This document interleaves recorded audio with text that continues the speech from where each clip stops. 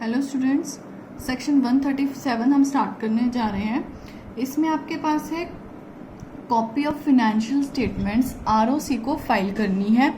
कब करनी है, कैसे करनी है, ये सारी बात हम इसमें करेंगे। अच्छा सेक्शन है, रेलेवेंट सेक्शन है एग्जाम पर्पस के लिए, both for MCQ as well as subjective. Check करते हैं, copy of financial statement ROC को फाइलिंग जा रही है। देखिए, फिनेंशियल स्टेटमेंट का यहाँ पे मतलब क्या है। फिनेंशियल स्टेटमेंट के साथ साथ ऑडिट रिपोर्ट या इसके अलावा भी जो डॉक्यूमेंट्स हैं वो यहाँ पे कवर हो रहे हैं। सेक्शन 136, 137 के पर्पज से वर्ड हम इसके लिए प्रिस्क्राइब डॉक्यूमेंट यूज कर सकते हैं। आप यहाँ पे लिखना चाहे आप लिख सकते हैं प्रिस्क्राइब्ड डॉक्यूमेंट।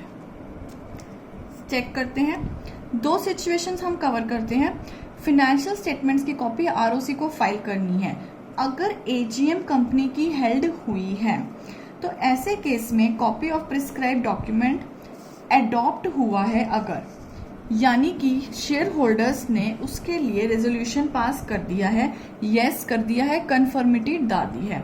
ऐसे केस में तो कोई प्रॉब्लम ही नहीं है, शेयर होल्डर्स भी राजी, सब राजी। तो ऐसा करते हैं, एजीएम होते ही 30 दिन के अंदर अंदर आरओसी को फाइलिंग कर देंगे within 30 days of AGM held. पर अगर किसी रीजन की वजह से अडॉप्ट नहीं हो पाई है फिनेंशियल स्टेटमेंट्स, तो ऐसे केस में क्या करना पड़ेगा भाई, आपको एडजर्न तो हो ही जाएगी आपकी जनरल मीटिंग, बट जो आपकी मीटिंग हुई है वहां पे आपके अकाउंट्स तो बने ही हुए थे, नेचुरल सी बात है, अकाउंट्स बन चुके हैं पर अडॉप्ट नहीं हुए हैं। तो ऐसा करते हैं, आरओसी को हम प्रोविजनल अकाउंट्स भेज देते हैं, यानी आरओसी को हम बोल देते हैं कि भाई हमने अकाउंट्स तो भेज दिए हैं पर ये कौन से अकाउंट्स हैं, ये अनऑडिटेड हम स्टेटमेंट्स भेज रहे हैं।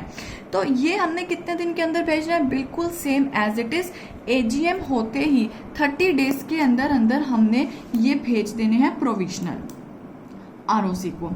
फिर उसके बाद क्या बात आती है, जब हमारी नेक्स्ट मीटिंग कंडक्ट हुई थी वहां पे ऑर्डिनरी रेजोल्यूशन पास होता है, वहां पे शेयर होल्डर्स यस करते हैं, कंफर्मिटी देते हैं, तो यानी कि वो डॉक्यूमेंट्स हमारे अडॉप्ट हो चुके हैं। तो जब वो अडॉप्ट हो जाएंगे उसके 30 डेज के अंदर अंदर हमने आरओसी को फिर से फाइलिंग करनी है, और आरओसी ने जो डॉक्यूमेंट्स को प्रोविजनल रखा हुआ था उन्हें हटा के आरओसी अब हमारे फाइनल डॉक्यूमेंट्स को रख लेगा अपने पास। यानी कि 30 डेज के अंदर अंदर जब भी अडॉप्ट होंगे एजीएम के अंदर, एजीएम एडजर्न्ड एजीएम के अंदर आप कह सकते हो, तो उसमें आपने जाके 30 डेज के अंदर आरओसी को फाइलिंग कर देनी है। यानी कि क्या बात आती है भाई, अगर अडॉप्ट हो गए हैं तो फिर कोई इश्यू नहीं है, आपने एक ही बार फाइलिंग करनी है। बट अगर अडॉप्ट नहीं हुए हैं तो आपने जब अडॉप्ट नहीं हुए हैं उस एजीएम के भी 30 डेज के अंदर अंदर फाइलिंग करनी है, और जब अडॉप्ट हो गए हैं उसके भी 30 डेज के अंदर अंदर फाइलिंग करनी है। 2 बार आपको यहाँ पे फाइलिंग करनी पड़ेगी। फिर नेक्स्ट हम चेक करते हैं, जब एजीएम हेल्ड ही नहीं हुई है, एजीएम नॉट हेल्ड, ऐसे केस में हमें क्या करना पड़ेगा भाई, कोई ना कोई लास्ट डेट तो जरूर होगी एजीएम हेल्ड होने की।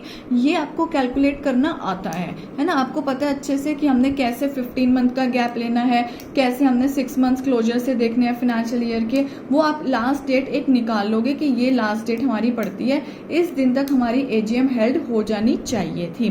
तो आपने क्या करना है, जो भी आपके डॉक्यूमेंट्स हैं, prescribe documents, statement of facts, साथ में आपने एक चीज और देनी है, क्या, रीजंस फॉर नॉट होल्डिंग, किस कारण की वजह से आपकी एजीएम नहीं हेल्ड हुई है।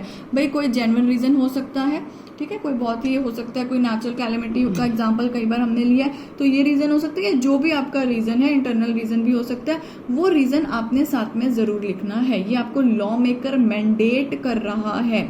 ये सारे डॉक्यूमेंट्स आपने आरओसी को फाइल करने हैं। आप कहोगे भाई कितने दिन में फाइल करने हैं, एजीएम तो हेल्ड ही नहीं हुई है।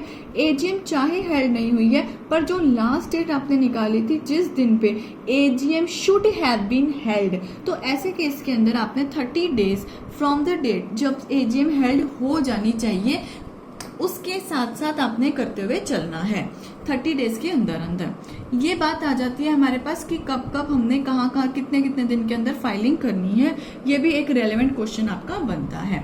फिर नेक्स्ट हम स्टेप चेक करते हैं, कुछ कंपनीज के लिए क्या बोला गया है कि आपको जो फाइलिंग करनी है वो आपको AOC 4 XBRL फॉर्मेट में करनी है। यानी कि बाकी की कंपनीज किस में करेंगी, बाकी की कंपनीज करेंगी AOC 4 में, पर आपने किस में करना है, आपने करना है AOC 4 XBRL में। कौन सी कंपनीज ने भाई, लिस्टेड कंपनी ने, उन कंपनीज की इंडियन सब्सिडरीज ने, यानी कि लिस्टेड कंपनी की इंडियन सब्सिडरीज तुमने भी AOC 4 XBRL फॉर्मेट लेना है। कंपनीज जिनका पेड अप कैपिटल, ध्यान रखना है यहाँ पे कुछ नहीं लिखा हुआ है, ठीक है, लिमिट्स हैं, मैं पहले ही बोल चुकी हूँ, लिमिट्स बहुत सारी आ रही हैं आपके पास, ध्यान रखना है इस चीज का। सिर्फ वर्ड है कंपनीज जिसका पेड अप कैपिटल है, ठीक है, पेड अप कैपिटल 5 करोड़ या उससे ज्यादा है। कंपनीज जिनका टर्नओवर 100 करोड़ या उससे ज्यादा है। कंपनीज जो कवर्ड हैं, companies Indian accounting standard rule 2015 आया था, उसमें जो कवर्ड है, ये आपके अकाउंटिंग स्टैंडर्ड जब आप लोग करेंगे तो उसमें आप देखेंगे कि कौन सी कंपनीज को कवर्ड किया गया है। ये कुछ क्राइटेरियाज रखे हैं इसमें, नेटवर्थ वगैरह का क्राइटेरिया है, वो आपको यहाँ पे लर्न करने की जरूरत नहीं है, बट अकाउंट्स में अगर कवर होगा तो आप वो लिमिट वहां पे लर्न कर सकते हैं।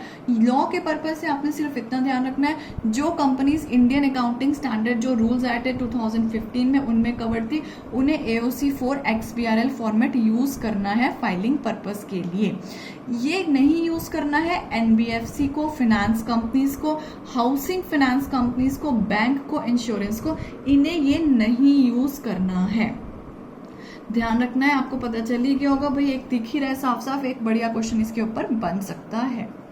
नेक्स्ट बात हम चेक करते हैं, जो हमारी 1 पर्सन कंपनीज हैं, इन्होंने फाइलिंग करनी है। भाई ये बेचारी तो एक ही पर्सन से बनी होती है, तो इनमें तो मीटिंग का ऐसा कोई सीन नहीं हो पाता है, तो इनका जो 1 मेंबर होगा वो ही ड्यूली अडॉप्ट करेगा अकाउंट्स को, ठीक है जी। ROC को ड्यूली अडॉप्टेड अकाउंट्स में लिख देती हूँ यहाँ पे, ड्यूली अडॉप्टेड मतलब तरीके से अडॉप्ट अकाउंट्स है। कौन कर रहा है भाई, ठीक है, वो एक ही मेंबर है तो वो 1 मेंबर ही अडॉप्ट कर रहा है, कोई इश्यू नहीं है। कितने दिन के अंदर अंदर, क्योंकि AGM की बात नहीं कही गई है तो हमें इसका बेस क्या लेना पड़ेगा, क्लोजर ऑफ फाइनेंशियल ईयर से 180 डेज का टाइम आपको दिया गया है। Within 180 days of closure of financial year OPC तुमने ROC को फाइलिंग कर देनी है। फिर एक बात हम चेक करते हैं, कंपनी जिनकी सब्सिडरीज हैं, छोटी सी बात इसकी 136 सेक्शन में भी आई थी, अब फिर से मैं रिपीट ही कर रही हूँ एक तरीके से। जिन कंपनीज की फॉरेन सब्सिडरीज हैं, वहां का जो भी आपका लॉ है फॉरेन का, वो नहीं कहता है अकाउंट्स की, आप कह सकते हो ऑडिट के बारे में कोई बात नहीं कहता है। तो भाई क्या करना है, कंपनी तुमने, होल्डिंग कंपनी तुमने यहाँ पे अनएडॉप्ट मतलब आप कह सकते हो अनऑडिटेड अकाउंट्स को ही यहाँ पे ROC को फाइल कर देना है, कोई इशू नहीं है। आप फॉरेन कंपनी, फॉरेन सब्सिडरी हैं, वहां के लॉ के हिसाब से जरूरत नहीं थी, तो आपको यहाँ पे उसका ऑडिट करवाने की रिक्वायरमेंट नहीं है। आप कह सकते हैं कि यहाँ पे आप अनऑडिटेड अकाउंट्स को ही ROC को फाइल कर देंगे। इस बात का आपने ध्यान रखते हुए चलना है। For the purpose of section 136, 137 वो जो ऑडिटेड अकाउंट्स है वही आपके अकाउंट्स माने जाएंगे सब्सिडरी के बेसिस के। तो एक बात और देख लेते हैं इसमें, अगर मान लो वो जो अकाउंट्स हैं बाहर के सब्सिडरी के, वो किसी और लैंग्वेज में लिखे गए हैं, मतलब अदर देन इंग्लिश है, तो पहले आपको ट्रांसलेट जरूर करना है, क्योंकि बहुत सारी कह सकते हो कंट्रीज हैं वर्ल्ड की जो अलग अलग अपनी लोकल लैंग्वेज में ही अकाउंट्स बनाती हैं, तो उसे आप ट्रांसलेट करके ही फाइलिंग करोगे, ठीक है जी। तो कंपनी हैविंग सब्सिडरीज में एक छोटी सी सिंपल सी मैं एक बात कर देती हूँ कि यहाँ पे अनऑडिटेड, ठीक है ना, आपको ध्यान में आ जाएगा, अनऑडिटेड की बात है, और इंग्लिश ध्यान में रखना है आपने, ट्रांसलेशन यहाँ पे करनी है। फिर चेक कर लेते हैं, पेनल्टी है, आप देख रहे हो हम पेनल्टीज करने लगे हैं जब से हमारा चैप्टर स्टार्ट हुआ है डिविडेंड का, ठीक है। डिविडेंड से पहले ठीक ठाक किया हमने, रिलेवेंट ही की थी, बहुत ज्यादा नहीं की थी, बट इसके बाद जो जो मैं बोल रही हूँ क्लास में या यहाँ कवर हो रहा है तो वो आपने जरूर करते हुए चलना है। कंपनी तुम्हारे ऊपर क्या है, फाइन की बात मैं कह देती हूँ, ठीक है ना, फाइन आप यूज कर सकते हैं यहाँ पे वर्ड, फाइन है तुम्हारे ऊपर कंपनी 1000 पर डे का till the default continues, officers जो हैं मैनेजिंग डायरेक्टर, CFO, अदर, तुम्हारे ऊपर क्या है 1 lakh to 5 lakh rupees, maximum 5 lakh है, मैक्सिमम 6 महीने की तुम्हारे ऊपर इम्प्रिजनमेंट हो सकती है या फिर बोथ भी हो सकते हैं। फॉर्मेट सेम है, कोई फॉर्मेट में अलग नहीं आया, फाइन सेम फॉर्मेट के अकॉर्डिंगली पड़ेगा। ठीक है जी, ये अपने सेक्शन 137 एक बार रिवाइज करते हुए चलना है।